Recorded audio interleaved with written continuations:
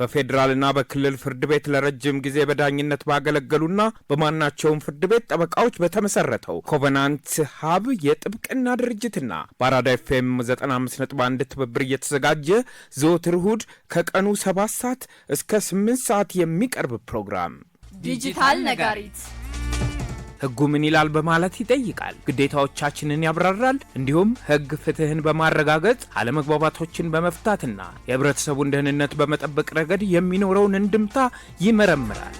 ዲጂታል ነጋሪት ወቅታዊ የህግ ጉዳዮች ላይ ጥልቅ ውይይቶችን፣ ታሪካዊ ፍርድ ቤት ውሳኔዎችን፣ አዳዲስ የህግ ለውጦችን፣ የተለያዩ ህጎች በህይወታችን በቤተሰቦቻችንና በንግድ ስራዎቻችን ላይ እንዴት ተጽዕኖ እንደሚያደርጉ በማንሳት ተግባራዊ መመሪያዎችን ያቀርባል። ዲጂታል ነጋሪት። ሰላም ጤና ይስጥልና አድማጮቻችን እንደምን ሰንብታችኋል? ዲጂታል ነጋሪት የራዲዮ ፕሮግራም ተጀምሯል። ዲጂታል ነጋሪት የራዲዮ ፕሮግራም ዘወትር እሁድ ከቀኑ 7 ሰዓት እስከ 8 ሰዓት በኮቨናንት ሀብ የጥብቅና ድርጅት ከአራዳ ኤፍኤም 95.1 ጋር በመተባበር ወደ አድማጮች ይደርሳል። ዲጂታል ነጋሪት ዛሬ 5ኛ ሳምንቱ ፕሮግራም ነው። አብረናችሁ የምንቆየው ኮቨናንት ሀብ የጥብቅና ድርጅት ጠበቃ እትመት አሰፋ፣ ጠበቃ ከበቡሽ ወልዱ፣ ጠበቃ ደረወርቅ ዘውዱና እኔ ጠበቃ ፍቃዱ አንዳርጌንን ከቴክኒሽያናችን ሳይቶም ጋር አብረን እንቆያለን። በ8545 አጭር የጽሁፍ መልእክት እንዲሁም ደግሞ በስልክ ቁጥር 011 558 54 31 እንዲሁም የመጨረሻውን 32 በማድረግ አስተያየታችሁን ጥያቄም ካላችሁ ጥያቄዎቻችሁን ልታቀርቡልን ትችላላችሁ። እንግዲህ የዛሬ ውይይታችን ርዕስ ኑዛዜና የፍቃድ ጉድለት ይሰኛል። ኑዛዜ እንግዲህ እንደሚታወቀው ኑዛዜና ሞት የማይለያዩ ነገሮች ናቸው።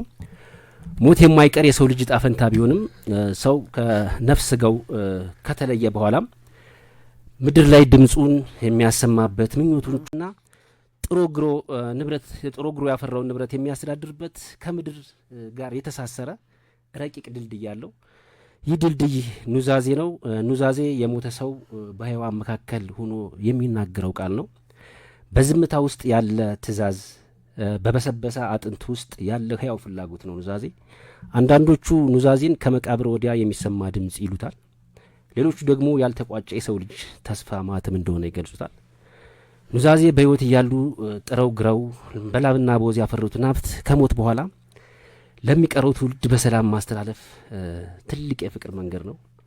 ሆኖም ግን ይህ መንገድ ሁልጊዜ አልጋ ዋልጋ አይሆንም። አንዳንድ ጊዜ የሰላም ምንጭ ያልነው ኑዛዜ የሰላም ምንጭ መሆኑ ቀርቶ ለወራሾች የክርክር መርገም፣ ለቤተሰብ ደግሞ የበረከት ሳይሆን የጥል ማገዶ ሆኖ ሲነድ ይታያል። አባቴ ይህን ያለው በፍላጎቱ አይደለም፣ እናታችን ያኔ አእምሮዋን ስቶ ነበር፣ ተገዶ ነው የፈረመው፣ በእድሜ መጃጀቱ ተጠቅመው አታለሉት የሚሉት የጣር ድምጾች የፍርድ ቤት አዳራሾችን ሲያጨናንቁ ይሰማሉ። ለመሆኑ ኑዛዜ ማለት በወረቀት ላይ ያረፈ ቀለም ወይስ በነጻነት የፈለቀ ጥልቅ ፍላጎት ነው? ፊርማው መኖሩ ብቻ ኑዛዜ ሕያው ያደርገዋል ወይስ ከፊርማው በስተጀርባ ያለው የአእምሮ ጤናና የልብ ሰላም በሕግ ሚዛን ላይ ይወጣሉ?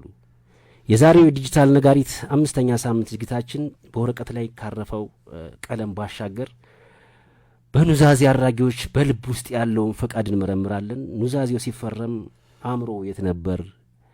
ልብ ውስጥ በማን ቁጥጥር ስር ነበረች? የሚሉትን ጥያቄዎች በሕግና በሞራል ሚዛን እንመዝናለን። ኑዛዜው ከመቃብር በላይ እንዲያስተጋባ፣ ፈቃዱ ደግሞ ከጉድለት የጸዳ እንዲሆን ምን መደረግ አለበት እያልን በውይይታችን እናነሳለን። አሁንም ድጋሚ አድማጮቻችን አብራችሁን ቆዩ። የስራ ባልደረቦቼ እንኳን ከበዓል መልስ ተገናኘን። ያው በስራ አጋጣሚ እንገናኝም። እንዴት ሰነበታችሁ? እግዚአብሔር ይመስገን። ፍቃድ እንኳን በሰላም ተገናኘን እንላለን እኛ። እሺ፣ ያው የዛሬ እንግዲህ ውይይታችን እንደ መግቢያ ስለ ኑዛዜ ምንነት ያስቀመጥነው ነገር አለና ይሄ ኑዛዜ ሲባል ቀደም ሲልም እንደተገለጸው በሰዎች ሕይወት ውስጥ ማለትም ወደዛኛው ዓለም ስንሻገር ያልቋጨናቸውን ነገሮች መቋጫ ሰጠን የምንሄድበት ነው። ያ ማለት ሰው ሁሉ ያው ከሞት በኋላ ሕይወት የሚባለው ሌላው ዓለም ቢሆንም ደግሞ በምድራዊ ዓለም ደግሞ የምናስርበት ገመድ ነው ኑዛዜና ኑዛዜን በተመለከተ እንወያያለን።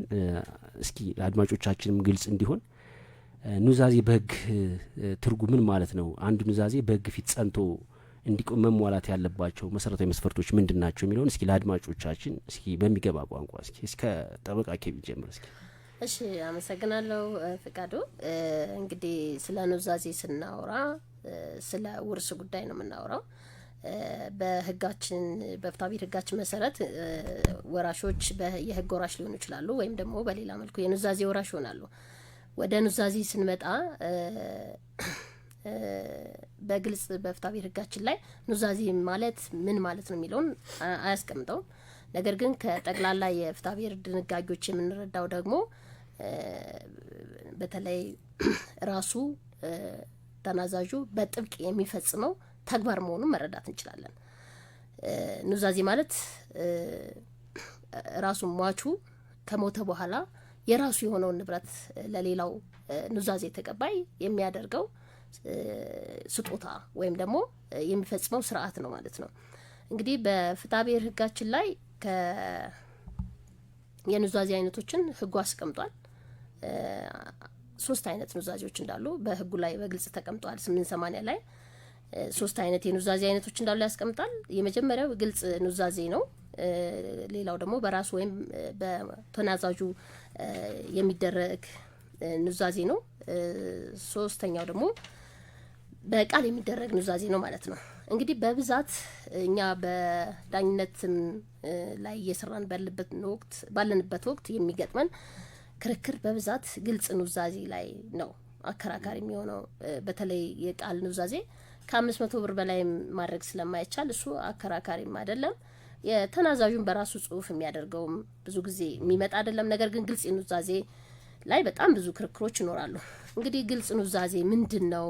ምን አይነት መስፈርት ያስቀምጣል የሚለውን ደግሞ 881 ጀምሮ የተቀመጡ የተለያዩ መስፈርቶች አሉ። ግልጽ ኑዛዜ ማለት በራሱ ወይም ራሱ ተናዛዡ ወይም የሚጽፈው ወይም ደግሞ እየተናገረ ሌላ ሰው የሚጽፈው ኑዛዜ ነው። ይህ ኑዛዜ የሚደረገው ደግሞ ግልጽ የተባለበት በ4 ምስክሮች ፊት ነው። ይህ ኑዛዜ መደረግ ያለበት ወይም ደግሞ በህግ ለማዋል ስልጣን በተሰጠው አካል ፊት ከተደረገ ደግሞ 2 ሰዎች ወይም 2 ምስክሮች ባሉበት የሚደረግ መሆን አለበት። እንዲሁም ተናዛዡና ምስክሮቹ ወዲያውኑ መፈረም ይኖርባቸዋል ማለት ነው። እንግዲህ ህጉ በዚህ ላይ ምንድነው? ተናዛዡና ምስክሮቹ ግን ኑዛዜው የተጻፈበትን ቋንቋ የሚረዱ መሆን አለባቸው። አንድ እንትን ያለው ማለት ይሄ የራሱ ፍላጎት መሆኑን ለማረጋገጥ ህጉ ያስቀመጠው ነው ማለት ነው። ስለዚህ ቋንቋውን የሚረዱ መሆን አለባቸው ምስክሮቹ ሆኑ ተናዛዡ።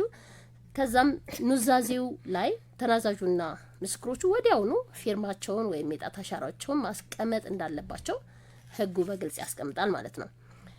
በሌላ መልኩ በራሱ ጽሁፍ የሚደረግ ኑዛዜን በተመለከተ ተናዛዡ በራሱ በእጅ ጽሁፉ የሚጽፈው ሙሉውን የኑዛዜውን ክፍል ሙሉውን መጻፍ ያለበት ተናዛዡ ነው። እንዲሁም ደግሞ በኑዛዜው በእያንዳንዱ ገጽ ላይ መፈረም ይኖርበታል። ያም ሰነድ ደግሞ በግልጽ የኑዛዜ ሰነድ መሆኑ መገለጽ አለበት። ካለበለዚያ ህጉ ፈራሽ ነው በሚል ያስቀምጣል። ምናልባት ይሄ ተናዛዥ ኑዛዜውን በመኪና ቢጽፈው ሲባል ደግሞ ራሱ በመኪና ሲባል ያው በጽፈት መኪና ማለት ነው አይደል? በጽፈት መኪና ለማለት ነው። በፍትሐብሔር ጉዳይ በመኪና ይጻፍ ይላል ፍትሐብሔር። ዞሮ ዞሮ አሁን ላይ በኮምፒውተር የተጻፈ ጽሁፍ ምን በሚል እናስተካክለው። ይሄ ጽሁፍ ራሱ የጻፈው መሆን አለበት። እንዲሁም ደግሞ የተጻፈውን ቋንቋ የሚያውቀው መሆን አለበት። ፍቺውን ጭምር የሚረዳው መሆን አለበት ማለት ነው። ከዛም ይሄ የተጻፈው ጽሁፍ ምናልባት ሰውየው መሀይብ ቢሆን ወይም ኑዛዜው ላይ የተጻፈውን ቃል የማያውቀውና ፍቺውን የማይረዳው ከሆነ እንዲሁ ህጉ ፈራሽ ነው ማለት ነው። እንግዲህ ከላይ ኑዛዜ ምን ማለት ነው የሚለውን ስንተረጉም ኑዛዜ ማለት ራሱ ተናዛዡ በራሱ የሚፈጽመው ጥብቅ የሆነ ስርዓት ነው የተባለበት ምክንያት እነዚህን ቋንቋውን መረዳት አለበት ፕላስ የሚያደርገውን ነገር ተረድቶት ማድረግ እንዳለበት የሚያሳዩ ናቸው ማለት ነው። በዚህ መልኩ ቋንቋውን የተረዳውና መሀይም ምናልባት እንትን ላይሆን ይችላል ያልተማረ ሰው በኮምፒውተር ጽፎ ኑዛዜ ያለው መሀይም ማናን እያለ ነው የሚያስቀምጠው ህጉ በዛ መንገድ ነው የሚያስቀምጠው። ሶ ከሱ ግን ፍላጎት የመነጨ መሆኑን ለማረጋገጥ እነዚህን ፍትሐብሔሩ ህጉ እነዚህን ጥብቅ ሁኔታዎች አስቀምጧል ማለት ነው። የመጨረሻው ቃሉ የቃል ኑዛዜ ነው። የቃል ኑዛዜ እንግዲህ ሰውየው የመሞቱን መቃረብ ተሰምቶት ለሁለት ምስክሮች የሚሰጠው ቃል ነው። ለሌላው ኑዛዜ ተቀባይ ይላል። ይህም እስከ ብር 500 ድረስ ለመናዘዝ እንደሆነ ያስቀምጣል። ከዚህ ከህጉ ድንጋጌ የምንረዳው ምንድነው? የሞቱን መቃረብ ተሰምቶ ሲባል ጊዜ ማለት በራሱ ጽሁፍ ለማድረግ ወይም ደግሞ በግልጽ ኑዛዜ ለማድረግ ጊዜ ሳይኖረው ግን በቃ ይሄ ይሁንልኝ ፍቃድ ይፈጸምልኝ ሲል ባሉት ሰዎች በሁለት ምስክሮች ፊት የሚፈጽመው መሆኑን መረዳት እንችላለን ማለት ነው። ያው እዚህ ላይ እንዳልሽው እንደይቺ ከ500 ብር በላይ በታች የምትለዋ ነገር ግን ያው ህጉ ሲወጣ አንድ እንግዲህ ይሄ ህግ የገንዘብ መጠን 500 በጣም ትንሽ ነበረ። አሁን በጣም እንግዲህ የዳኝነት ክፍያ እንኳን ተሻሽሏልና ምናልባት አሁን ካለው ሁኔታ ጋር 500 ብር ምንም ማለት ላይሆን ይችላል። ከዛ ከፍ ሊል የሚልበት ሁኔታ ይኖራል። ብዙ ጊዜ ፍርድ ቤትም የሚያጋጥሙን ጉዳዮች አሉ ማለት በተለይ በቃል እንደዚህ ተሰጥቶኝ ነበረ አባቴ ይህን ተናግሮልኝ ነበረ ስላልቻለ በአካል አለመቻል ምክንያት በጽሁፍ ሳይደረግ ቀረ የሚሉ ክርክሮች ይመጣሉ። ግን ምንድነው አሁን እንዳልከው ያኔ 500 ብር ትልቅ ምናልባት ቦታና ቤት ሊገዛ የሚችልበት ጊዜ ነው። ህጉ በወጣበት ጊዜ በጣም ብዙ ዋጋ የነበረው ነው። ስለዚህ አሁን ጊዜውን የዋጀ ህግ ሊያስፈልገን ይችላል ማለት ነው። ምናልባት ይሄን እንግዲህ ህግ አውጪው አካል የሚያሻሽለው ነው። እስኪ መልካም አሁን ወደ ቀጣይ ውይይታችን ጥያቄ ስንሄድ እንዳልሽው አሁን ኑዛዜ የዋና ተርጓሚዎችን ማስቀምጠሻል። በዚህ በኑዛዜ ከሚደረጋ ደግሞ የችሎታ መኖር ኑዛዜ ለመፈጸም ችሎታ መኖርና ደግሞ የፈቃደኝነት መርህም ራሱን የቻለ አብሮ የሚታይ ነገር ነው።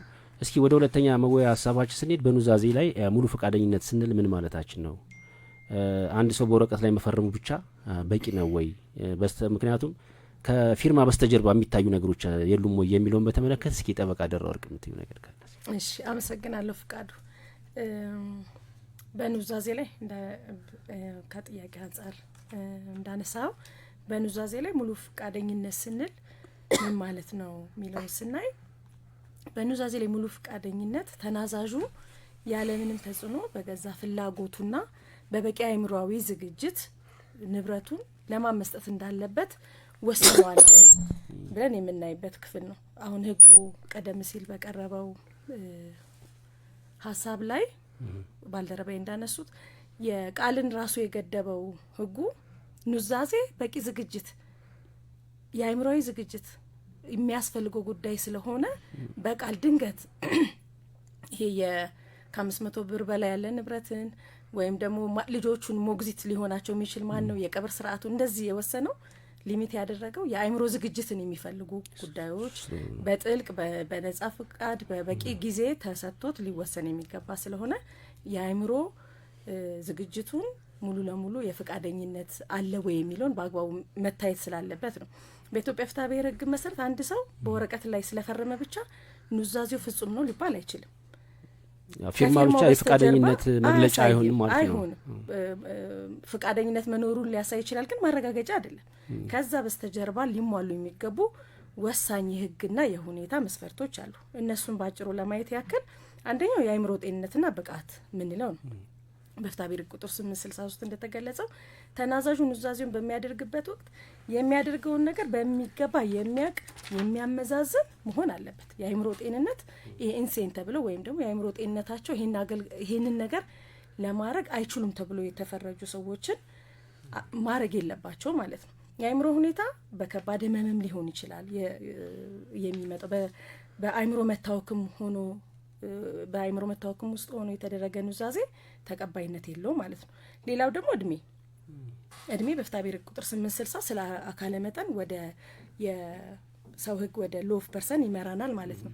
አካለ መጠን ያልደረሰ ልጅ ማለት ከ18 ዓመት በታች ያለ ልጅ ኑዛዜ የማድረግ መብቱም የተገደበ ነው የሚሆን። ለምን ኑዛዜ በቂ የራሱ ሙሉ አስተሳሰቡ ለማን ነው ንብረት ሌጋል አክት ስለሆነ ማድረግ ያለበት የሚለውን በአግባቡ ሊመዝን የሚገባ ስለሆነ ማለት ነው። ሌላው ደግሞ ከውጪ ተጽዕኖስ ነጻ ሆኗል ወይ ስለፈረመ ብቻ ሳይሆን ኑዛዜ በሚደረግበት ጊዜ የኃይል መገደድ ነበር ወይ መንፈስ መጫን ነበር ወይ የሚለው የፍትሐብሔር ቁጥር 867 እና 868 ስር እንደተደነገጉት ከአንድ ኢንፍሉዌንስ ፍሪ ነበር ወይ ይሄንን ኑዛዜ ሲያደርግ የሚለው መታየት አለበት። ይህ በጣም ወሳኝ ነጥብ ነው። ፊርማው በወረቀት ላይ ቢኖርም አንደኛው ማስገደድ ነበረበት ወይ ኑዛዜው ሲደረግ ተናዛዡ ካልፈረምክ እንዲያደርግሃለሁ ብሎ በዛቻ ወይም በፍርሃት ፈርሞ ከሆነ መታየት አለበት። ተገቢ ያልሆነ ተጽዕኖ ለምሳሌ ተናዛዡን የሚያክሙ የሕክምና ባለሙያዎች፣ የሃይማኖት አባቶች በፍትሐብሔር ሕጋችን ስብሰባ ላይ እንደተጠቀሰ እንዲሁም ደግሞ በወቅቱ ሲንከባከቡት የነበሩት የተናዛዡ ተንከባካቢዎች የተናዛዡን ደካማነት ተጠቅመው ንብረቱን ለራሳቸው እንዲያደርግ ተጽዕኖ ሊያደርጉበት ይገባል። በተለይ በእኛ ጊዜ በብዛት ከሃይማኖት አባቶችና በእኛ ሀገር ከሕክምና ባለሙያዎች አይመጣም። ግን በርካታ የኑዛዜ ፍረስ ክርክሮች በተንከባካቢዎች የመንፈስ መጫን፣ የኃይል መገደድ ተግባር የሚደረጉ ኑዛዜዎች እንዲፈርስ የሚቀርቡበት አጋጣሚዎች በርካታ ናቸው። ሌላው ደግሞ ተናዛዡ የሚፈርምበት ወረቀት ሌላ መስሎት እንዲፈርም ተደርጓል ወይ ተታልሏል ወይ ኑዛዜ በሚደረግበት ሰዓት መታለል ነበር ወይ የሚል መታየት አለበት። ከፍቃድ ይሄ ከኑዛዜ ከመፈረም ባለፈ ማለት ነው። ሌሎች ደግሞ የፎርም ወይም የስርዓት መስፈርቶች ተሟልተዋል ወይ የፍቃደኝነቱን ብቻ ሳይሆን ኑዛዜ በኢትዮጵያ የሚደረግባቸው ሁኔታዎች ቀደም ሲል በቀረበው ሀሳብ ላይ ተገልጿል። እነዚህ የፎርማሊቲ ሁኔታዎች በአግባቡስ ተሟልተዋል ወይ ፍቃዱንም ብቻ ለብቻ የሚመዘን ሳይሆን ማለት ነው። እንዲሁም ደግሞ ተናዛዡ በወረቀቱ ላይ የተጻፈውን ነገር በዝርዝር ጉዳይ በሚገባ ተረድቶት አዎ ይሄ እኔ ነው ፍላጎት አለኝ ብሎ የተቀበለው መሆኑን አረጋግጧል ወይ። ለምሳሌ በግልጽ ኑዛዜ ላይ እንደሚያዘው ሲነበብ ኑዛዜው ተነቦለት ምስክሮችም ሰምተው ቢያንስ መነበቡ እንኳን ሲነበብ ሰምተናል ማለት አለበት። በሁኔታዎችም የተረጋገጠ መሆን አለበት። በምስክሮችም ይሄንን ማየት አለበት። ይሄን ሲያደርግ ቋንቋውን የሚረዳ ነው ወይ ማንበብና መጻፍንስ ችሏል ወይ በበቂ ማብራሪያ ከመፈረሙ በፊት ተሰጥቶታል የሚለው ከፍቃድ ጋር አብሮ የሚታይ ነው። ስለዚህ ፊርማ የፈቃደኝነት መገለጫ ቢሆንም ማረጋገጫ አይደለም። ኑዛዜው በፍርድ ቤት ሲመረመር ተናዛዡ ይህን ለማድረግ የሚያስችል የአእምሮ ብቃት ነበረው ወይ ያለምንም ተጽዕኖ በራሱ ፍላጎት ነው ወይ የወሰነው የሚለው ነጥቦች በምስክር እንዲሁም በማስረጃዎችም ጭምር አብሮ የሚታዩ ሁኔታዎች ናቸው ማለት ነው። እዚህ ላይ እስኪ ከፍቃደኝነት ጋር በተገናኘ እንግዲህ ሙሉ ፍቃደኝነት ማለት በኑዛዜ ያ ሰው እየሰጠው ያለው ቃል የሱ መሆኑን ማረጋገጫ ነው። እንደተባለው ፊርማ ብቻ ማረጋገጫ ይሆናል። አሁን አንድ መስፈርት ተደርጎ የተቀመጠው በሕጉ ኑዛዜው ላይ ሲነበብ ሰምተን ፈርመናል መባል አለበት ሲሉ ከፊርማ ከመስማት ባለፈ መነበቡ ምንድነው ሰውየው ፍቃድ መሆኑን በጣም ማረጋገጫ እየተሰጠ ነው ማለት ነው። ስለዚህ ከዚህ አንግል ትክክል ነው ያነሳሽው ነጥብ። ምናልባት ከሙሉ ፍቃደኝነት አንጻር የምታነሺው ነገር ይኖራል? አይ ቲንክ ደራ በዝርዝር አንስተዋለች። እሺ ሌላ ከዚህ ጋር በተገናኘ የምናነሳው እስኪ ትምህርትን ሀሳብሽን ትገልጭበት ምትገቢ እንግዲህ ፍቃደኝነት ሲባል ፍቃደኝነት የሚያውኩ ወይም ደግሞ ፍቃደኝነት የሚቃረኑ ብዙ ምክንያቶች ይኖራሉ። እስኪ ከእድሜ መጃጀት ወይም መግፋት ጋር በተገናኘ ወይም በበሽታ ምክንያት ማስታወስን እና የማመዛዘን ችሎታ መጓደል በኑዛዜ ላይ ያለው ተጽዕኖ ምንድን ነው? የሰውየው አእምሮ ጤናማ መሆኑን በማን ነው የሚረጋገጠው? እስኪ ኑዛዜ ይመጣና ይነሳል ክርክር ላይ ትክክለኛ ጤነኛ ሁኔታ አልነበረም የሚለውን በተመለከተ እስኪ እንዴት ነው የምትገልጪው? ምናልባት እንግዲህ በሰበርም ውሳኔ በተለያየ ጊዜ ከዚህ አንጻር የሰጣችሁት አስገዳጅ የህግ ውሳኔዎች አሉ። እስኪ የምትይው ነገር ነው። እሺ አመሰግናለሁ ፍቃዱ። በቅድሚያ እንዴት ውላችኋል ክቡራን ኢትዮጵያውያን አድማጮች? መጀመሪያ ወደ መልሴ ከመሄዴ በፊት መጀመሪያ ፍቃዱ የገባበት ኢንትሮ በጣም ልቤን ነክቶታል። ወሰደሽ በጣም ልብ በሚነካ ለአድማጭም አደራ በሚያስተላልፍ መንገድ ነው የገለጽከው። ምክንያቱም ኑዛዜ እንዳልከው ከመቃብር በላይ የሚሰማ የሚያስተጋባ የሟች ድምጽ ነው። አንዳንድ ጊዜ ታስተውሉ እንደሆነ መቃብር ቦታዎች ላይ ሩጫዬን ጨርሻለሁ የሚል ጽሁፍ እናያለን። ሰዎች በምድር ሲመላለሱ በተሰጣቸው የህይወት ጊዜ ውስጥ የሚፈጽሙትን ፈጽመው ይሞታሉ። ነገር ግን ከሞት በኋላ ደግሞ በተለይም የንብረት ግንኙነታቸው ለወራሾቻቸው ለወለዷቸው ሰዎች ሊሆኑ ይችላል ወይም ደግሞ ንብረቱን እንዲወርሱ ለሚፈልጓቸው ሰዎች በአግባቡ መተላለፉን እንዲያረጋግጡ በሞት ዓለምም ሰላማዊ እንቅልፍ እንዲተኙ ለማድረግ የሚያስችል በህጉ የተሰጠ መብት ነው ብዬ እኔ እገምታለሁኝ። ወደ ጥያቄዎችህ ስመጣ ፍቃዱ ከመጃጀት ጋር ነው በልዩ ሁኔታ የጠየቀኝ መጃጀትና የፈቃድ ጉድለትን በሚመለከት ማለት ነው። ነገር ግን ይሄንን ጥያቄ ከመመለሴ በፊት መሰረታዊ የኑዛዜ ባህሪያት ምን ናቸው የሚለውን መረዳት አለብን ብዬ ገምታለሁኝ። ደራና ኬቢ ለመግለጽ ሞክረዋል። በተለይም ግልጽ ኑዛዜ ነው በአብዛኛው በፍርድ ቤት አከራካሪ ሆኖ የሚመጣው። ይህ ግልጽ ኑዛዜ በእርግጥም በተናዛዡ ፈቃድ የተፈጸመ መሆኑ መረጋገጥ መቻል አለበት። ምክንያቱም ኑዛዜው የተናዛዡ ፈቃድ ሆኖ ንብረቱ እንዲተላለፍበት ያለመ ጁሪዲሻል አክት ወይም ደግሞ ህጋዊ ተግባር ነው ብሎ ነው ህጉ በግልጽ የሚያስቀምጠው። እንግዲህ በተናዛዡ ፍቃድ የተላለፈ ነው ወይስ አይደለም፣ ኑዛዜው የተፈጸመ ነው አይደለም ብሎ ለማረጋገጥ ደግሞ አንዳንድ ጊዜ አጠራጣሪ የሆኑ ሁኔታዎች ሊፈጠሩ ይችላሉ። አጠራጣሪ የሆኑ ሁኔታዎች በተፈጠሩ ጊዜ ደግሞ ዳኞች በኑዛዜ ውስጥ በተገለጹ ነገሮች ወይም ደግሞ በሌሎች ከባባዊ ሁኔታዎች በእርግጥም ኑዛዜ ውስጥ ያለው አክት በተናዛዡ ፈቃድ የተፈጸመ ነው ወይስ አይደለም በሚል ኑዛዜው የተናዛዡን ፈቃድ ተግባራዊ በሚያደርግ መልኩ ሊተረጉሙት ይገባል ነው የሚለው ህጉ። ኦኬ። ስለዚህ የሟች ፈቃድ ያለበት መሆኑ እንዲረጋገጥ ደግሞ ኑዛዜው በተናዛዡ ራሱ በምስክሮች መፈረምና መረጋገጥ አለበት። ኦኬ። በዚህ አግባብ ያልተፈረመ ከሆነ ግን ኑዛዜው በህጉ የተቀመጠ ፎርማሊቲ ስላላሟላ ኑዛዜው ሊፈርስ አይገባም በሚል ተከራካሪ ወገኖች ተቃውሞ ፍርድ ቤት ያመጡታል። ምክንያቱም ኑዛዜው ይጎዳናል የሚሉ ሰዎች ፎርማሊቲውን ባላሟላ ኑዛዜ መብታቸው የሚነካ ከመሆኑ ጋር በተገናኘ ነው። እዚህ ጋር ሳልገልጽ ማለፍ የማልፈልገው ነገር አንዳንድ ጊዜ በሰነዶች ማረጋገጫና መዝገባ ጽህፈት ቤት እንደውም ብዙ ጊዜ ሊባል በሚችል ደረጃ አሁን ፍርድ ቤት እንደምናየው ኑዛዜዎች ይደረጋሉ ሰነድን በሚያረጋግጠው አካል። አንድ ኑዛዜ ሰነድን በሚያረጋግጠው አካል ከተደረገ በቂና ተቀባይነት ያለው ማስረጃን ሁላችንም እንደምናውቀው። ነገር ግን ኑዛዜ ሰነድን በሚያረጋግጠው አካል መደረጉ ብቻውን ግን የህጉን ፎርማሊቲ ያላሟላ ኑዛዜ ነው የሚል ክርክር በቀረበ ጊዜ ግን በፍርድ ቤቶች ፈቃድ ኢቭን በሰነዶች ማረጋገጫና መዝገባ ጽህፈት ቤት የተደረገው ኑዛዜ ሊመረመር እንደሚችል ሰበር ሰሚው ችሎት በተለያዩ መዛግብት ላይ አስገዳጅ የሆነ የህግ ትርጉም ሰጥቶበታል።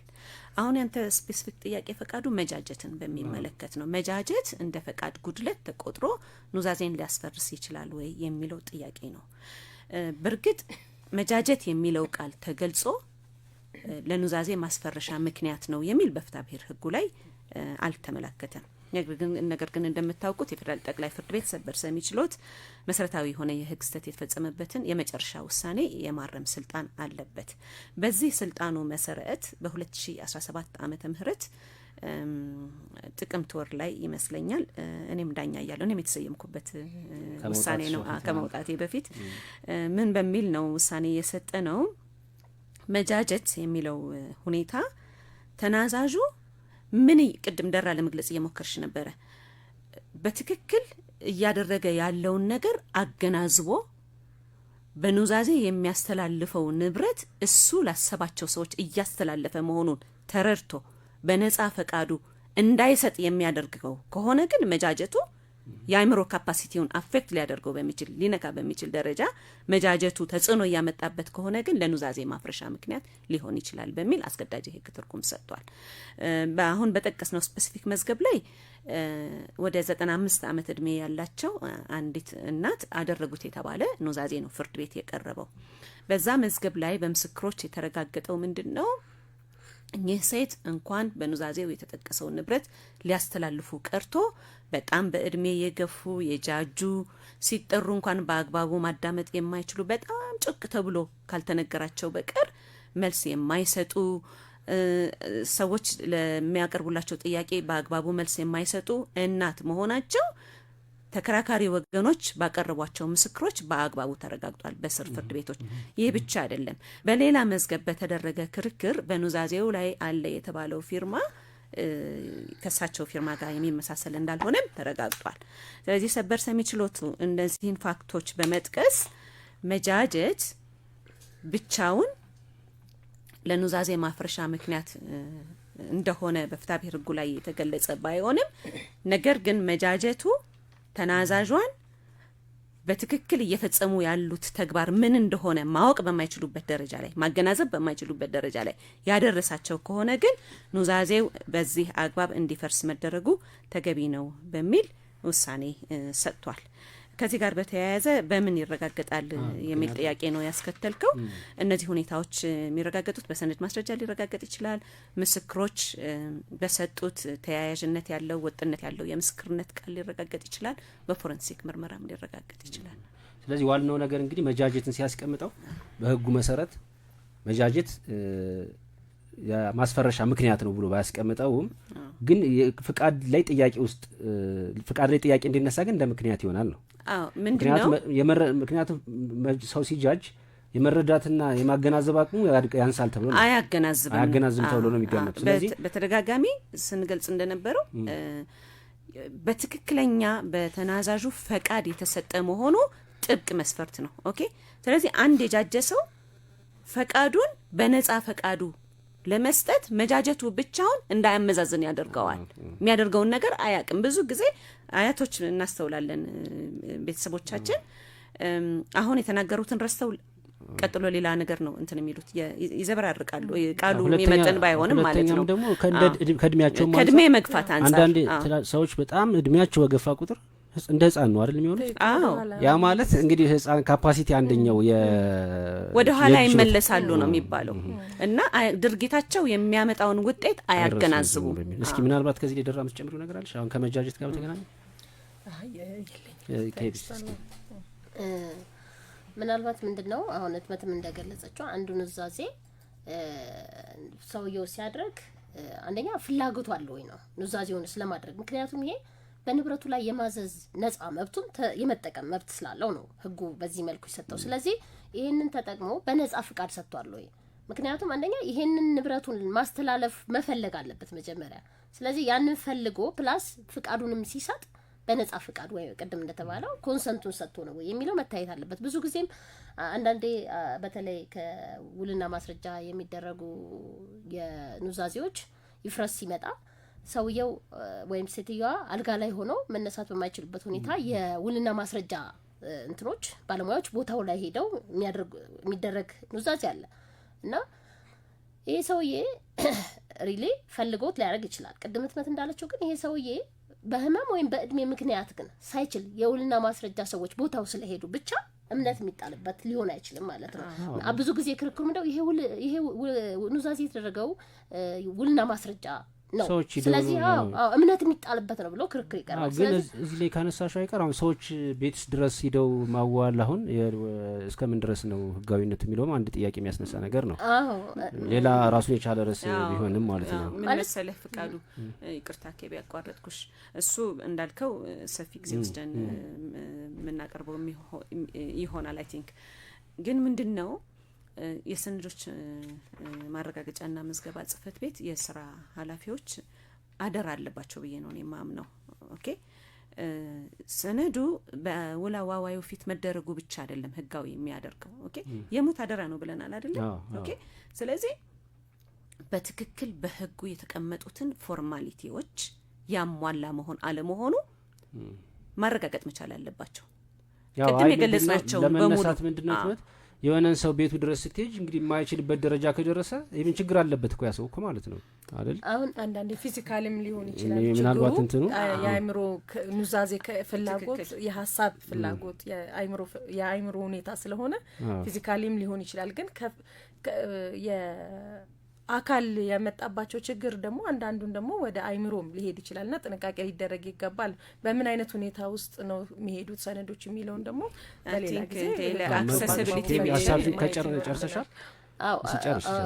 ኦፍ ኮርስ ነካክት እንትን ብለውታል። ግን ምንድነው እኔ ለሌ የፈለኩት እንደተባለው አሁን እንዳነሳው ቦታው ድረስ መሄዳቸው አክሰሱን መፍጠራቸው ሰውየው ፍቃዱን እንዲሰጥ ቢኮዝ ፈልጎ ነገር ግን ባለመሄዱ ምክንያት ሊከለከል አይገባም ከሚለው አንፃር ጥሩ ነው ብዬ አስባለሁ። ነገር ግን ሲኬድ ደግሞ ሪሊ ለመልካም ጸባይ ተገቢ በሆነ ሁኔታ ያ እንትን ተፈጽሟል ወይ? ምክንያቱም ምንድነው አንደኛ ከተቋሙ ውጪ ሲወጣ ሰዎች በተለያየ መልኩ አቢዝ የመደረጉ ሰፊ እድል ነው የሚሆነው። ስለዚህ ወይ ቪዲዮ ማለት ተቋሙ ይሄንን ካመቻቸ በትክክል መደረጉን ለማሳየት ቪዲዮ ኢቭን ጭምር ሰነዶች ማረጋገጫ ጋር መቀመጥ አለበት ብዬ አስባለሁ። ክርክር በሚነሳ ጊዜ ሴትዮዋ በትክክልም እየተናገሩ በጥሩ አቋም ላይ ሆነው መናገር እየቻሉ ተደርጓል የሚለውን ማሳየት አለበት። ሴትዮዋ ዞሮ የኑዛዜ ደግሞ እንትኑ ጸባዩ እንደው ከሟች ሞት በኋላ ነው የሚፈጸመው አይደል? ስለዚህ ሴትዮዋ አርጓል አላረጉም ብለን የምናረጋግጥበት ሁኔታ ስለሌለ መሆን ያለበት ብዬ ማስበው ይሄንን አክሰስ መፍጠሩ ሁኔታ ካለ በእርግጥም ሴትዮዋ ግን በጥሩ አቋም ነበር ወይ ፍቃዳቸውን ለመስጠት ፈልገው ኑዛዜውን ለማድረግ ፈልገው ነው የሚለው ግን በቪዲዮ በተደገፈ ነገር ውልና ማስረጃ የሚቀመጥበት ሁኔታ ቢኖር በጣም መልካም ነው ብዬ አስባለሁ። ከዚህ ጋር በተያያዘ ልጨምር ጥሩ ሀሳብ ስላነሳሽ ነው ኬቢ። አሁን ሰንዶች ባይዘው በጣም ፕሮግሬሲቭ የሆኑ ካሉት መስሪያ ቤቶች ውስጥ አንዱ ሰንዶች ማረጋገጫና ምዝገባ ጽህፈት ቤት ነው። ውክልና ስንሰጥ እንኳን ፎቶ ያነሳል። ራሱ ውክልና ሰጪው የሰጠው ውክልና ነው ወይ ብሎ ለማረጋገጥ ማለት ነው። ስለዚህ የቪዲዮ ሀሳብ ምናልባት ጀምሮት ከሆነ አላቅም አልጀመሩት ከሆነ ግን ጥሩ ግብአት መረጃ ይመስለኛል ለነሱምና ቢደረግ ጥንቃቄ ይኖረዋል። መልካም። እሺ አድማጮቻችን ዲጂታል ነጋሪት የራዲዮ ፕሮግራም ነው ያዳመጣችሁት ያላችሁት። ዲጂታል ነጋሪት የራዲዮ ፕሮግራም በኮቨናንት ሀብ የጥብቅና ድርጅትና በአራዳ ኤፍኤም 95.1 ዘወትር እሁድ ከቀኑ 7 ሰዓት እስከ 8 ሰዓት ወደ አድማጮች ይተላለፋል። ሀሳብ አስተያየት ካላችሁ በጥያቄ ካላችሁ በ8545 አጭር የጽሁፍ መልእክት እንዲሁም ደግሞ በስልክ ቁጥር 0115858431 እንዲሁም ደግሞ 0115585432 ልታደርሱ ትችላላችሁ። አሁን እስኪ አንድ ሙዚቃ ሰምተን እንመለስና ውይይታችን እንቀጥላለን።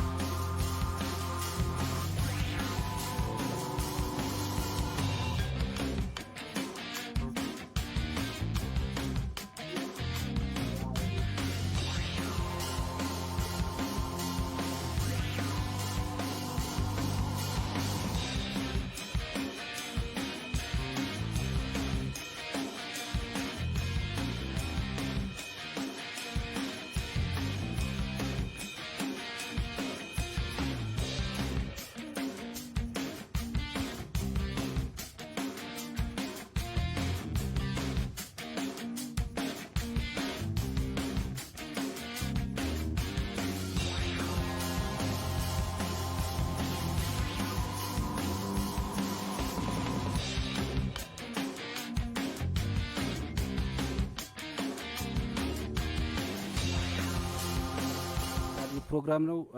ጥያቄ ሀሳብ ካላችሁ በ8545 በአጭር የጽሁፍ መልእክት ልታደርሱን ትችላላችሁ።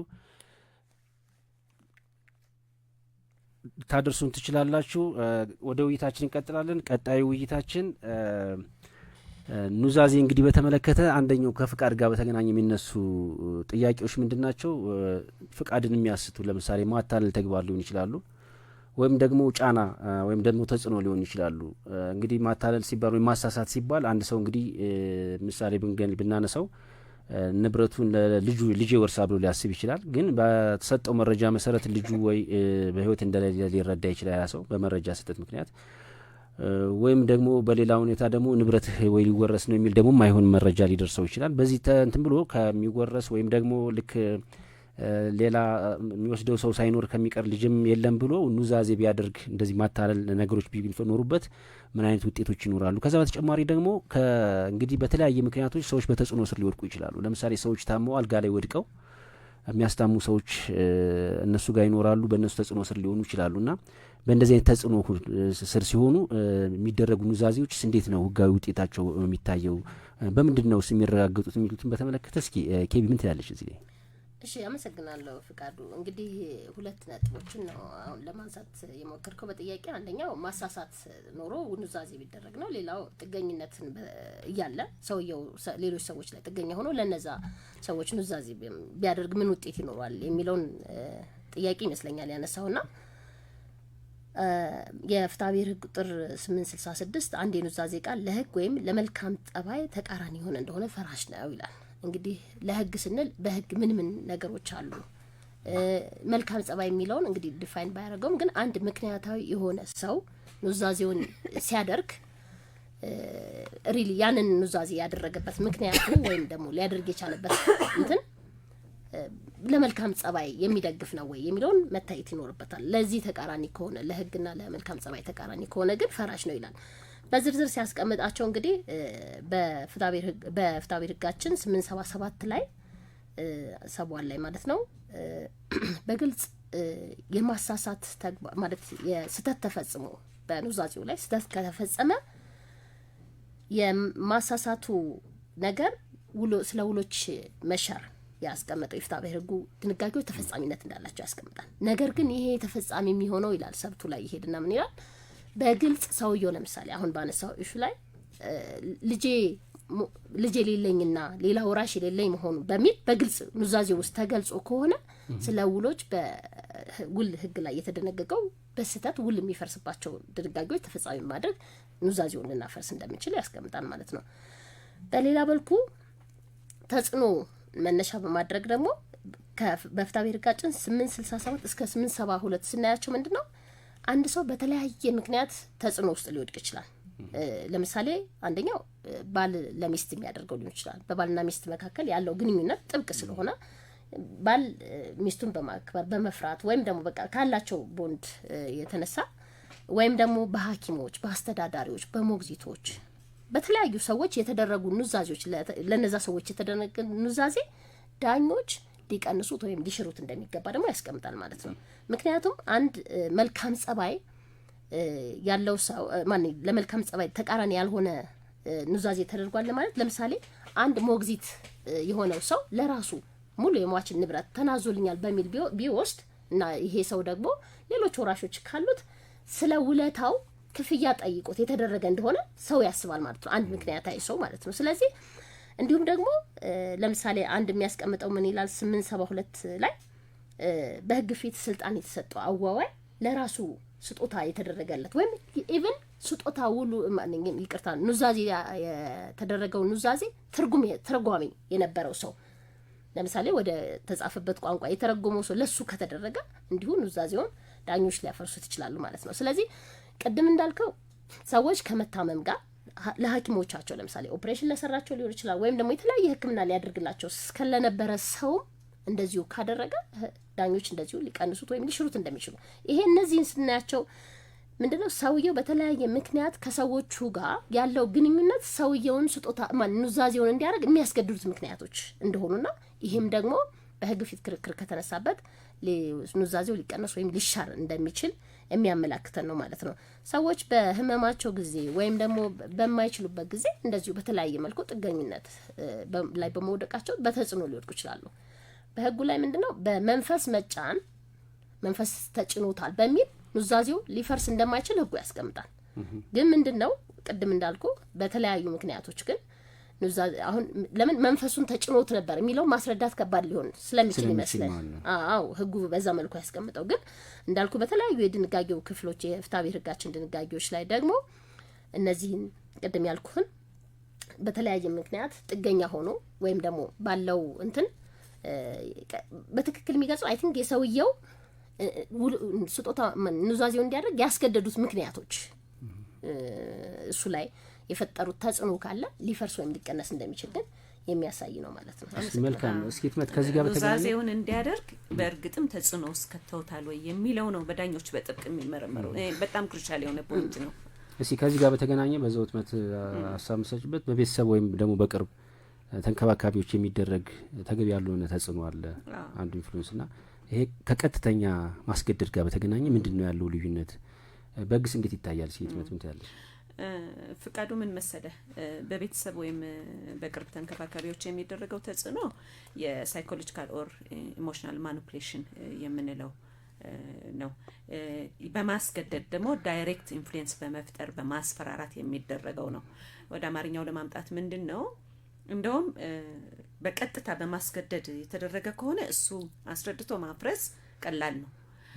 በቅርብ ተንከባካቢዎች በቤተሰብ የሚደረገው ተጽዕኖ ግን እጅግ ከባድ ነው። አሁን እኛ ያስቸገረን ዳኞችንም እያስቸገረ ያለው እኛም ዳኞች እያለን እያስቸገረ የነበረው ንብረት እንግዲህ በእኔ እምነት ሟች ያፈራው ንብረት ባለ ንብረቱ ራሱ ሟቹ እንኳን ትቶት ነው እኮ የሚሄደው አይደለም? የተወሰነ ጊዜ ተጠቅሞበት የሚሄድ። ስለዚህ ይሄ ንብረት እሱ ለፈለጋቸው ሰዎች እንዲተላለፍ ለፈለጋቸው ሰዎች በነጻ ፈቃዱ ነው ሊተላለፍ የሚገባው። ነገር ግን በተጨባጭ እየተሰራ ያለው ምንድነው ቤት ውስጥ ያሉ ሟችን በቅርብ እየተንከባከቡ ያሉ ለምሳሌ ወንድ ከሆነ ባል ከሆነ እየሞተ ያለው ሚስት ተጽዕኖ ልታደርግ ትችላለች። ሚስት ከሆነች የሞተች ያለችው ባል ተጽዕኖ ሊያደርግ ይችላል። ልጆች ተጽዕኖ ሊያደርጉ ይችላሉ። በተለያየ ምክንያት ተንከባክበናል፣ እንደዚህ አድርገንልሃል እያሉ በተዘዋዋሪ መንገድ እሱ ያልፈለገውን ኑዛዜ እንዲናዘዝ ያደርጉታል። ኦኬ ስለዚህ የሟች አደራ ነው ከመቃብር በላይ የሚያስተጋባ ቃል ነው የሚለው ሁሉ ይቀርና ሟች በሰላም እንዳይኖር ማን ነው ነፍሱ እንዳታርፍ ቀሪ ደግሞ ተወላጆች በሰላም እኮ ከዛ በኋላ አይኖር ፍርድ ቤት ባይዘው የኑዛዜ ክርክሮች እስከ መጨረሻው ጠላት የሚያደርጓቸው ወራሾችን ይሄ በጣም ሊቀር የሚገባው ነገር ነው። ለሟች እንኳን አብሮት ተከትሎ ያልሄደ ንብረት ለቀሪዎቹ በሰላም ተስማምቶ እኮ መጠቀም ይቻላል። እንደገና ሰዎች ራሳቸው ያላፈሩትን ንብረት ባልተገባ አካሄድ ሊወስዱ አይገባም። ቅድም የወንድሙ ጅራ ልብ የሚነካ ዘፈን ነው የሱ። ኦኬ የሰራነው ስራ ነገ ብድራት ይጠብቀናል ይቀመጣል እንዳደራ ነው የሚለው አይደለ? ክፉም ሰራንም ደግ ሰራንም ነገ ብድራቱ ይጠብቀናል። ስለዚህ የቅርብ ዘመዶች በሟች በሞትና በህይወት መካከል በጣር ላይ ያለ ባለበት ሰዓት ላይ ያልተገባ ተጽዕኖ በማድረግ ከማናዘዝ እኔ ታረሙላለሁ። ተገቢም ስላልሆነ ነው የሚከብደው በክርክር በፍርድ ቤት የሚታየው በተለይ በቅርብ ሰዎች የሚደረግ ተጽዕኖን ማስረዳትም ይከብዳል። አዎ ለምሳሌ እዚህ ላይ ምናልባት ፍቂ አንድ ነገር ልጨምር። ማስገደዱ ልክ ኑዛዜዋ ስትደረግ አይደለም ሂደት ነው የሚሆነው ወይም ፕሮሰስ ነው ማለት። አሁን ለምሳሌ ሞግዚት የሆነው ሰውዬ በተለያየ ጊዜ ለኔ ይሄን ንብረት ካልሰጠኝ እንደዚህ እያደረኩኝ እንደዚህ እኔ ላንተ ይሄን ሆኜ የሚለው ነገር ፕሮሰስ ነው ገባ ሂደት ነው። ሶ የሆነ ሰዓት ላይ ሰውየው ይሉኝታ ውስጥ ይገባል ወይም ደግሞ እንትኑ ያደረገለት ሁለታ ለሱ ከባድ እንደሆነ እንዲሰማው ተደርጎ በዛ ምክንያት ሰጣ ከካቢውም እንደሚቋረጥ ያስገድዶች። ስለዚህ ያቺ ጊዜ ላይ ምስክሮች ባሉበት አይ ሰውየው ሲያደርግ የነበረው በፍላጎቱ ነው የሚለው። ስለዚህ ምናልባት ማስረዳት ከባድ የሚሆነው ምንድነው በወቅቱ ያለውን ስታተስ ብቻ ነው። እኛ ምን እንትን የሰውየውን ሁኔታ ምናው የወቅቱን ከሆነ ከባድ ነው የሚለው እንትን ነው። በፍርድ ቤት ረጅም ጊዜ ክርክር የሚፈጁትም አይ ቲንክ የውርስ ክርክሮች ይመስላል። እሱ ነው እኔ በተለይም በጣም የማዝንበት ከአንደኛው ወገን ያልተወለዱ ልጆች እነሱ እንዳይወርሱ ሲባል የሚደረግ የሐሰት አሰራር አለ። ታላላቅ ወንድሞች እህቶች ታናናሾቻቸውን ተንከባክበው አሳድገው እያለ ራሳቸውን እየመሩ ያሉ ታላላቅ ወንድሞቻችን እህቶቻችን ይኖራሉ። ለቤተሰቡ መስዋዕት ሆነው እያለ ነገር ግን የወላጆቻቸውን ንብረት እንዳያገኙ ሲባል ቤት ውስጥ ላሉ ትንንሽ ልጆች ብቻ ሟች እንዲናዘዝ የሚደረግበት አካሄድ አለ። አጠቃላይ ንብረቱን ለሚስት እንዲናዘዝ ወይም ደግሞ አጠቃላይ ንብረቷን ለባል እንድትናዘዝ የሚደረግበት ጊዜ አለ። ላልተወለዱ ልጆች ኢቭን ልጆች ናቸው እየተባሉ ላልተወለዱ ልጆች እና በጣም ህብረተሰባችን በዚህ ደረጃ በእውነት አይመጥነንም ብዬ ነው የማምረው። ለወልዳ አይገባም። ከዚህ ጋር በተገናኘ እንግዲህ አሁን ስለ ፍቃድ ጉድለት እያነሳን ነው። በፍቃድ ጉድለት ውስጥ እንግዲህ የተለያዩ ማስረጃዎች ሊቀርቡ ይችላሉ ጉድለትን የሚያሳዩ። ከነዚህ ውስጥ ዋናዎቹ እንግዲህ ምስክሮች ናቸው። እንግዲህ በግልጽ ኑዛዜ 4 ምስክር መደረግ መቻል አለበት። በአስተዳደሩ አካል ውልና ማስረጃ ሲደረግ ደግሞ 2 መደረግ መቻል አለበት እና ያ ማለት ፍቃድን ከማረጋገጥ አንጻር ትልቁን ኃላፊነት የሚወስዱት የምስክሮች ናቸውና እስኪ ምስክርን በተመለከተ እስኪ ደራ የምስክሮች ሚና ምንድነው ብለሽ ታስቢያለሽ? እነዚህ ፍቃድ እስከ ማረጋገጥ ደረጃ ያላቸውስ ክብደት ደረጃ ምንድነው? ትክክል። ፍቃዱ በተደጋጋሚ ስንለው እንደነበረው ኑዛዜ ሟቹ ጥብቅ የሆነ ራሱ የሚፈጽመው ስራ ነው። ራሱ የሚፈጽመውን ስራ ደግሞ ቀደም ስንል እንደነበረው የፍቃድ ሁኔታው በአግባቡ መረጋገጥ አለበት። በኑዛዜ ሂደት ላይ የምስክሮች ሚና የስርዓት ማስፈጸም ብቻ አይደለም። ኑዛዜው የተናዛዡ ነጻ ፍቃድ መሆኑን የማረጋገጥ ከባድ ኃላፊነት አለባቸው ምስክሮች። የኃላፊነት ሚናቸው ምስክሮች የመጀመሪያው የሚሆነው የተናዛዡ ማንነት ማረጋገጥ ነው። ማን ነው ምስክሮቹ ኑዛዜውን እያደረገ ያለው ሰው ትክክለኛ ማንነት ማን ነው? የተባለው ሰው ነው ወይ ይሄንን ኑዛዜ እየሰጠ ያለው? ራሱ ተናዛዡ ነው ወይስ በማጭበርበር ሌላ ሰው ተተክቶ ይሄንን ኑዛዜ እያደረገ ነው የሚለው ኑዛዜውን መጀመሪያ የተናዛዡ ማንነት ማረጋገጥ አለባቸው። ሌላው ደግሞ የተናዛዡ የአእምሮ ጤንነትና ዝግጁነትን መመዘን አለባቸው። ምስክሮች ተናዛዡ በምን ሁኔታ ላይ እንዳለ የመታዘብ ትልቅ ኃላፊነት አለባቸው። ለምሳሌ ማስተዋል የሚገባቸው ምስክሮቹ ተናዛዡ በወቅቱ በበቂ አእምሮ ንቃተ ህሊና አለው ወይ፣ ጤነኛ ነው ወይ፣ በህመም ወይም በእርጅና ምክንያት እየቃዠ ወይም ደግሞ የሚናገረውን ነገር በትክክል እያወቀ አይደለም ወይስ ነው የሚለውን በአግባቡ ማየት አለባቸው። እንዲሁም ደግሞ ተናዛዡ የሚያደርገውን ነገር የመረዳት ችሎታ አስነበረው ወይ የሚለው በሐሳቡ በተናዛዡ በተናዘዘውም ነገር ደግሞ የሐሳብ መስማማት ነበረው ወይ፣ ሐሳቡን በግልጽ የተሰጠው የተነበበው ኑዛዜ እሱ መሆኑን ከተጻፈ በኋላ ግልጽ ኑዛዜ እንደሚያዘን መነበቡን በግልጽ ከተጻፈም በኋላ ደግሞ የእሱ ሐሳብ መሆኑን አሳይቷል የሚለውን ማየት አለባቸው። የፍቃደኝነት ሁኔታንም መከታተል አለባቸው። የአእምሮንም መከታተል አለባቸው። ፍቃደኝነትን ከተጽዕኖ ነጻ ነበረ ወይ፣ ይሄ ተናዛዥ ሲናዘዝ ምስክሮቹ ተገፋፍቶ ወይም ተገዶ እየፈረመ ነበር ወይ የመታዘብ ኃላፊነት አለባቸው። ይሄንን በክፍሉ ውስጥ ተናዛዡን የሚያስፈራራ ወይም ደግሞ እንዲበል እንደዚህ አድርግ ይሄንን ለከሌ ስጥ ብሎ ሊድ የሚያደርገው ሰው የሚመራው ሰው ነበረ ወይ የሚለውንም በአግባቡ አለባቸው ምስክሮች። ተጽዕኖ የሚፈጥር ሰው ነበረ ወይ በቦታው ላይ።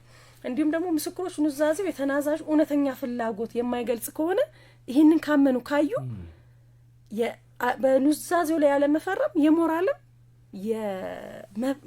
የመብትም ሞራልም ኃላፊነት አለባቸው። በእንደዚህ አይነት ሁኔታ ውስጥ ምስክር ሆን ቃለ መሐላ ዋናው እንግዲህ ለእነዚህ ሁሉ ክርክሮች ቁልፉ ይሄ ፎረንሲክ ተፈርሟል አልተፈረመም፣ የጤና ሁኔታ አለው የለውም፣ የሕክምና ከሚቀርበው ክርክር ባለፈ ጥብቁ ምስክሮች ናቸው የሚሰሙት። እንዴት ነበር የተደረገው? ተናዛዡ በነጻ ፍላጎት ነው ወይ በሚናገረውን ያውቃሉ የሚለው መሰረታዊ የምስክሮች ቃል ነው። ስለዚህ ያንን ቃል ደግሞ ቀርበው በችሎት ፊት በሚመሰክሩት እንደየሃይማኖታቸው ቃለ መሐላ ፈጽመው ነው። ስለዚህ ምስክሮቹ እነዚህን የሞራልም የመብትም ግዴታቸውን ሲወጡ በአግባቡ የነዚህ ሂደቶች መኖር አለባቸው። እንደገና ሌላ ደግሞ ምስክሮች ከነዚህ ከሀሳብ ፍላጎት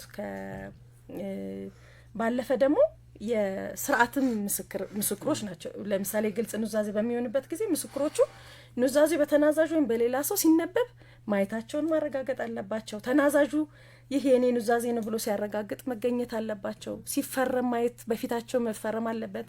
ይሄንንም ደግሞ ወዲያው ራሳቸውም ፈርመው ማረጋገጥ አለባቸው። ስለዚህ ምስክሮቹ ኃላፊነታቸው ባይወጡ አንድ ኑዛዜ ፍርድ ቤት ክርክር ሲነሳበት ክርክሮቹን ተጣርተው ቃላቸውን ይሰጣሉ። በወቅቱ ተናዛዡ በቂ ፈቃደኝነት እንዳልነበረው ወይም ተገዶ እንደነበረ ምስክሮች ካረጋገጡ ኑዛዜው የሚፈርስበት ሰፊ ሁኔታ ስላለ ምስክሮች ፊርማቸውን ሲያኖሩ ወረቀቱ ላይ መፈረሜን ብቻ ነው ማውቀው ማለት የለባቸውም። ህጉ ምስክሮቹን የሚፈልግበት ሂደት በሙሉ ተናዛዡ ህጋዊና የተናዛዡ ነጻ ፍላጎት ተከትሎ የተደረገ መሆኑን ማረጋገጥ ስለሚያሻጥል ለመጨመር እንዳለችው ነው ምስክሮች ዛሬ በአንድ የኑዛዜ ሰነድ ላይ ዝም ብሎ መፈረማቸውን ብቻ አይደለም ማየት ያለባቸው። ምናልባት ይሄ ተናዛዥ በዚች ሲንግል የኑዛዜ ሰነድ ሙሉ በሙሉ ልጁን ከውርስ እየነቀለው ሊሆን ይችላል። ኦኬ የዚህ ከውርስ የተነቀለ ልጅ መብት ሙሉ በሙሉ አፌክት የሚጎዳ የሚያደርግ ምንድነው ኃላፊነት ነው የሚኖርባቸው። ስለዚህ ምስክሮች ነገ በፍርድ አደባባይ ችሎት ላይ ሊጠሩ ይችላሉ። ምስክሮች በነገራችን ላይ ዳኛው እንዲህ ብሎ ፈረደ፣ ዳኛው እንዲህ ብላ ፈረደች፣ በትክክል አልተፈረደም ይባላል። ነገር ግን ዳኛ ማስረጃ ሰምቶ ነው የሚወስነው። ምስክሮች በአግባቡ በኑዛዜው በተፈጸመ ጊዜ ደራ እንደገለጸችው ኃላፊነታቸውን በአግባቡ ካልተወጡና በፍርድ አደባባይ ሲጠሩ ደግሞ ትክክለኛውን የምስክርነት ቃል ካልሰጡ አጠቃላይ የፍርድ ሂደቱንም ነው የሚያበላሹት። ዜጎች ለፍርድ ቤት ያላቸውን አመኔታ ነው የሚሸርሽሩት። ስለዚህ በምስክርነት ስንጠራም ክቡራን አድማጮች በኑዛዜ ምስክርነት ላይ ስንጠራም ሞራላዊም ሃይማኖታዊም ተፈጥሯዊም ግዴታ ነው ያለብን። ህብረተሰብንም የመጠበቅ ኃላፊነት ስላለብን ነው። በትክክል በሟች ፈቃድ እየተላለፈ ነው ወይ ማን ነው እየተደረገ ነው ወይ ያለው ይሄ ኑዛዜ ብለን ማረጋገጥ ሂደቱን በአግባቡ የመከታተልና የመፈረም ግዴታ አለብን። ፍርድ ቤትም በምስክርነት በተጠራን ጊዜ ደግሞ እውነተኛውንና ትክክለኛውን ነገር ብቻ የመመስከር ኃላፊነት አለብን ብያምናለሁ። አንድ ነገር ልጨምር። ምናልባት ብዙ ጊዜ ካያችሁ ምስክሮች በሃይማኖት አባቶች ፊት ተደርገው ምስክር የሚሆኑበት ጊዜ አለ። ግን ደግሞ ኑዛዜው እንዲደረግ ደግሞ ሀሳብ የሚሰጡት ምናልባት የሚመጣው ከነዚሁ ከሃይማኖት አባቶች ወይም ደግሞ ከቅርብ ጓደኛ፣ ብዙ ጊዜ የሚደረገው በቅርብ ጓደኛና ሃይማኖት አባቶች ባሉበት ነው ኑዛዜው። እነዛ ምስክሮች ራሱ ኑዛዜው እንዲደረግ ተጽዕኖ አላደረጉም ወይ? ሶ ምንድነው እነዚህ ሰዎች ምን መሆን አለባቸው? ገለልተኛ መሆን አለባቸው። እዚህ ጋር ምስክር መሆን ያለበት ሰው እሱ ኑዛዜው ማች እንዲያደርግ ራሱ አላስገድደውም ወይም የነሱ ፍላጎት አይደለም ወይ እዚህ ኑዛዜ ላይ እየሰፈረ ያለው የሚለው ማየት አለባቸው ብዬ አስባለሁ። ማለት ምክንያቱም ምንድነው ሰውየውን የማስገደዱን ወይም የተጽዕኖ የማሳደሩን ስራ ራሳቸው ሰርተው ራሳቸው ምስክር የሚሆኑ ከሆነ ፍርድ ቤት ላይ ሲመጣም ደግሞ ይህንን ሰነድ ማስተባበሉ በጣም ከባድ ስለሚሆን ማለት ነው። መልካም ከዚህ ጋር ከዚህ ጋር በተያያዘ ህጉ የምስክሮችን የምስክር ችሎታን ያስቀምጣል። በፍትሐ ብሔር ቁጥር 883 ላይ ምስክሮቹ በራሳቸው ቅድም ያልናቸውን ነገሮች ሊያነሱ የሚችል ኬፐብል ናቸው ወይ፣ የፍርድ ክልከላ ያለባቸው ናቸው፣ የአካለ መጠን ያልደረሱባቸው ያላደረሱ ሰዎች ናቸው የሚለውንም ጭምር የምስክሮችንም ሲመዝን ማለት ነው። ምስክር ለመሆን ችሎታ አላቸው የላቸውም የሚለውን። ሌላው ደግሞ የምስክር ለመሆን ተጠቃሚዎቹ ራሳቸው በኑዛዜ ተጠቃሚዎችስ ይሆናሉ ወይ፣ እንደገና ደግሞ የቅርብ ዘመዶች ብቃት አላቸው ወይ እነዚህ ምስክሮች የሚለውን አጠቃላይ የሚታይ ነው። እንዲሁም ደግሞ አይቻለው ሰምቻለው የሚልም ስለሆነ ከፊዚካል ኢምፔርመንት ጋር የተያያዘ የጥቅም ግጭትም እንዳይነሳ ያለበት ነበር ወይ የሚለውንም የምስክሮች ጠቅላላ መስፈርት ውስጥ አብሮ የሚታይ ነገር ነው። መሰረታዊ ብዙ ጊዜ የሚነሳው እንደራ አንስተሽዋል። በተለይ ተጠቃሚዎቹ ምስክር መሆን የለባቸው። ምክንያቱም የኑዛዜ ተጠቃሚዎች ምስክር ሆነው ሲቀርቡ ይታያል። እኔ ፍርድ ቤት ክርክር አይቻቃለሁ። የኑዛዜ ምስክር ውስጥ አንደኛው ተጠቃሚ ስለሆነች ይፍረስ የሚል ማለት ምክንያቱም የዛን ሰው የትክክለኛ ፍላጎት ያቺ ምስክር ምስክር ያረጋግጣሉ ተብሎ ስለማይታሰብ ማለት ነው። ስለዚህ አንድ ትልቅ መሰረታዊ ነገር ነው። ሌላው ግን ትልቅ ነገር መነሳት ያለበት ያው እንግዲህ ለማጠቃለል ያጠቃልልንም ስለሆነ ኑዛዜ ሲደረግ በዋናነት ምን መደረግ አለበት ጥንቃቄዎች የሚሉት እንግዲህ ምናልባት አጭር ሰዓት ስላልን ጨምሮ ነገር ካሽ ላይ ጨምሮ ነገር ይኖራል። በመጀመሪያ ትክክለኛ ኑዛዜ መደረግ አለበት። በህጉ ፎርማሊቲ መሰረት የተደረገ የሟችን ትክክለኛ ፍላጎት ያሳየን ኑዛዜ መደረግ አለበት። ኑዛዜ ሲደረግ ምን ጥንቃቄ መደረግ አለበት የሚለው ዜጎች ብዙ ጊዜ የህግን ባለሙያን አያማክሩም ወይም ደግሞ ቀላል ነው አሁን የፍትሐ ብሔር ህጉን ገዝቶ አንብቦ ምን አይነት ፎርማሊቲዎች ናቸው መስፈርቶች የሚያስፈልጉት ብሎ መረዳት ይቻላል። ስለዚህ በተቻለ መጠን ኑዛዜው በህጉ አግባብ የተደረገ መሆኑን ማረጋገጥ ያስፈልጋል።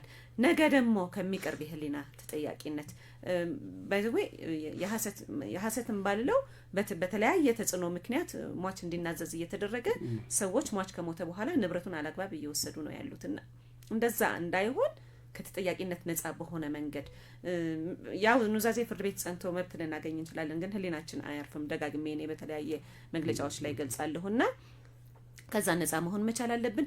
የሟችም ደግሞ ነፍስ በሰላም እንድታርፍ ግን ከመቃብር በላይ የሟች ድምጽ ያስተጋባል ብለሃል መግቢያው ላይ፣ እኔም ደግሜዋለሁ ይሄንን ቃል። በሰላም እንድታርፍ እኛም ደግሞ ነፃ ሆነን ከወላጆቻችን እኔ ብዙ ቀን እናቴ በህይወት የለችም አባቴም በህይወት የለም፣ ነገር ግን ከሞት ወዲያ ህይወት አለ በያምናለሁኝ። እናቴ የፈለገችውን ነገር አሁንም ላይ ሳደርግ እናቴ በህይወት ያለች ይመስለኛል፣ የአእምሮ ሰላም አገኛለሁ። ስለዚህ ዘመዶቻችን ሲሞቱ ነው እንግዲህ በኑዛዜ ፍርድ ቤት ጥቁር ልብስ ባይዘው ጥቁር ልብሳቸውን ሳያወልቁ ነው ፍርድ ቤት እየቀረቡ ያሉት። ምን ያህል የንብረት ጉልጉት እንዳለ የሚያሳይ በጣም የውርስ ችሎቶች ላይ ብትቀርቡ አብዛኛው ጥቁር ልብስ ለብሶ ነገር ግን አንዱን አታክ ለማድረግ እንደገና ደግሞ በስምምነት ለመጨረስ ጉዳዮችን መሞከር አለበት ብዬ አምናለሁ። ትክክል። ዋናው እንግዲህ ትልቁ ነገር አንደኛ አድማጮቻችን እንዲረዱት እንደዚህ ኑዛዜ ሲደረግ አንደኛ በህግ ማለሙያ ታግዞ ማድረግ፣ ውልና ማስረጃ ማድረግ፣ ሁለተኛ ደግሞ ኢቭን የጤንነት ጉዳይ ነገ አከራካሪን ከሚሆን የጤንነት ማስረጃ ራሱ ማያዝ ራሱ ይቻላል ራሱ እና እነዚህ ነገሮችን ምስክር የሚያደርጓቸውን ሰዎች መምረጥ እነዚህ ማድረግም ይቻላል። እንግዲህ አድማጮቻችን ስትከታተሉት የቆያችሁት ዲጂታል ነጋሪት የራዲዮ ፕሮግራም ነው። የዛሬ ፕሮግራማችን ኑዛዜን ይመለከታል። እንግዲህ ኑዛዜ አንድ ሰው የመጨረሻ ፍላጎት ማስከበሪያ እንጂ የቤተሰብ መበታተኛ የክርክር መክፈቻ ምዕራፍ ስላልሆነ አድማጮቻችን ግንዛቤ እንደያዛችሁ እንረዳለን። ሙዚቃ ጋብዘን በዚሁ ሳምንት እንሰናበት። ቀጣይ በሌላ ርዕስ እስከምንገናኝ ቸርን ሰንብት።